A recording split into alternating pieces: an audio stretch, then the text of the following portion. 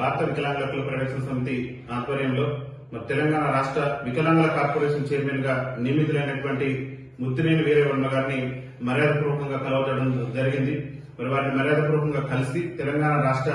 వికలాంగుల corporation chairman గా నియమితులైనటువంటి శుభ సందర్భంలో వారికి భారత వికలాంగుల హక్కుల పరిరక్షణ సమితి రాష్ట్ర కమిటీ పక్షాన ప్రత్యేకంగా శుభాకాంక్షలు తెలియజేసి వారు కూడా వికలాంగుల సమస్యల పరిష్కారం కోసం గతంలో అనేకమైనటువంటి పోరాటాలు చేసి వికలాంగుల సమస్యల మీద పూర్తి అవగాహన ఉన్నటువంటి వ్యక్తి కావడం పట్ల మేము హర్షం వ్యక్తం చేస్తున్నాం. ఎందుకంటే వికలాంగుల సమస్యల మీద పూర్తి స్థాయిలో అవగాహన ఉన్నటువంటి వ్యక్తే ఈరోజు వికలాంగుల కార్పొరేషన్ కు చైర్మన్ గా రావడం వల్ల వికలాంగుల సమస్యలు అనేటటువంటివి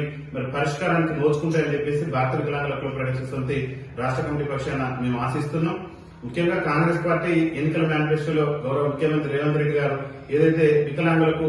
ఆనాడు పిసిసి అధ్యక్ష హోదాలో చెప్పిండు, వికలాంగులకు మేము అధికారంలోకి వస్తే 60,000 రూపాయలు పింఛన్ ఇస్తాం, వృద్ధులు, గీతా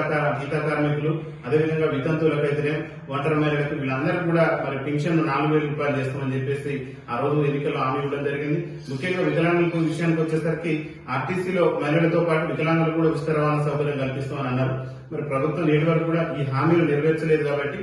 వీరవర్మ గారికి వికలాంగుల సమాజం మీద, వికలాంగుల సమస్యల మీద అవగాహన ఉంది కాబట్టి